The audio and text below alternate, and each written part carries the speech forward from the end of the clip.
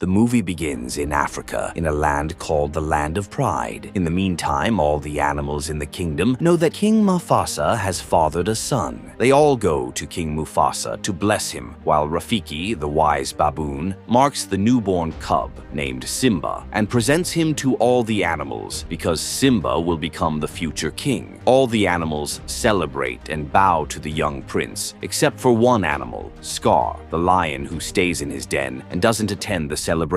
Scar wanted to hunt a mouse, but a bird named Zazu comes to him and tells him that King Mufasa is upset with him because he didn't attend the ceremony for the birth of Prince Simba. But because of Zazu and what he said, Scar gets distracted and loses the mouse. He then attacks Zazu to eat him instead, but Mufasa stops him.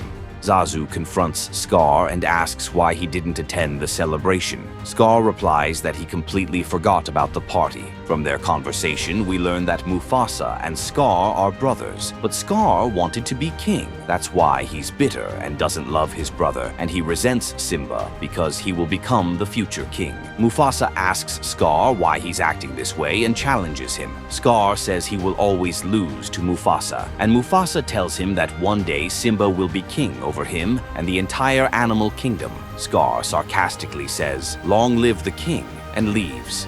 Zazu tells Mufasa that he should banish Scar from the kingdom. Mufasa says he can't do that because the kingdom is Scar's home too.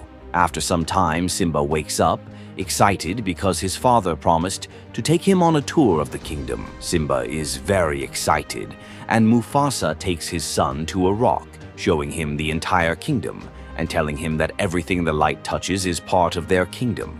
Simba is amazed and asks his father if he rules all of this. Mufasa tells him that one day all of this will be under his care. The true king is the one who protects the kingdom. Simba sees distant shadowy mountains and asks his father about them. Mufasa warns him never to go there. He tells him that area is outside the kingdom and that when he becomes king, he must learn to give as much as he takes because life requires a delicate balance. He must respect all animals. Then they walk through the kingdom and Zazu meets them, telling Mufasa that hyenas have entered the kingdom and are hunting animals. Mufasa gets worried and orders Zazu to take Simba home while he goes to fight the hyenas and defend the kingdom. Simba wants to go with his father, but Mufasa refuses because he's still a young cub. Mufasa orders him to return home, and Zazu takes Simba back.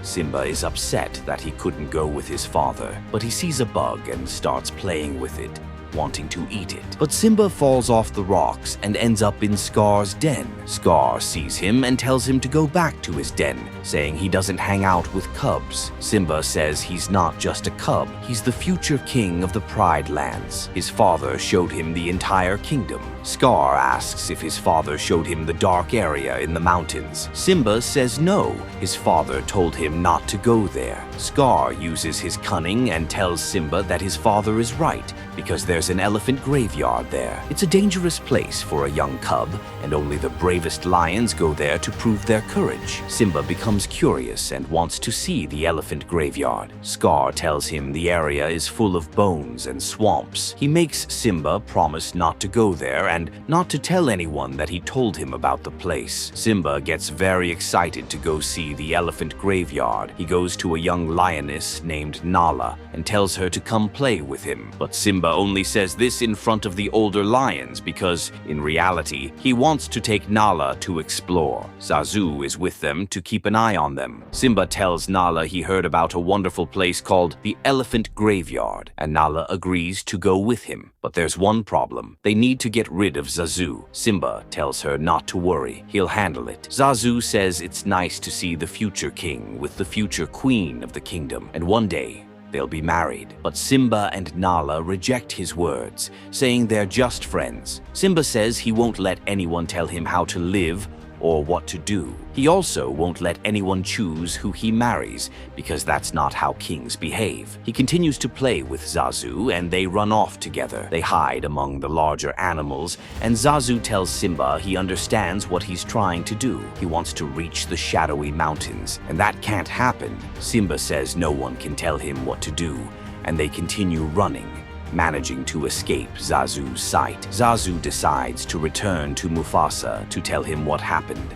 The cubs continue their journey and play together. Nala manages to pin Simba down, and then they realize they've reached the shadowy mountains. They see the bones of decomposed elephants, but Nala starts to worry and says they should go back home. Simba says there's nothing to fear. They're not little anymore and can do what they want. They explore the area more, and suddenly hyenas appear around them. They say they've got a royal feast today and didn't expect the meal to be so royal. The hyena queen, Shenzi, appears and says Mufasa has no authority over their territory.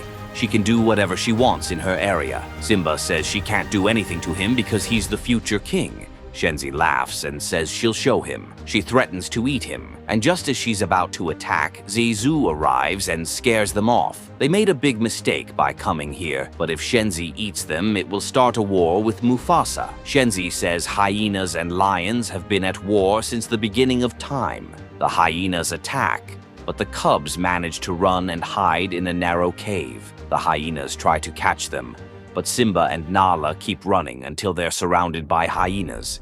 Simba roars at them to scare them, but they laugh at his childish roar. Suddenly, a powerful roar is heard, and it's Mufasa. Mufasa attacks the hyenas, scares them off, and protects Simba and Nala. Everyone is afraid of him. Mufasa warns Shenzi not to come near his son again. This is her final warning. Shenzi can't say anything, and Mufasa takes the cubs and leaves. He orders Zazu to take Nala home, and Zazu asks him not to be too harsh with Simba. Zazu says he remembers when Mufasa was a stubborn cub who got into a lot of trouble. Mufasa says he needs to teach his son an important lesson, and Zazu takes Nala away. Mufasa tells his son that he disobeyed him and almost died because he didn't listen. He asks if Simba understands that he endangered the future of the entire kingdom. This is just the beginning. There's so much more to come, and you definitely don't want to miss it. Stay tuned for part 2. It's going to be even more exciting. See you soon.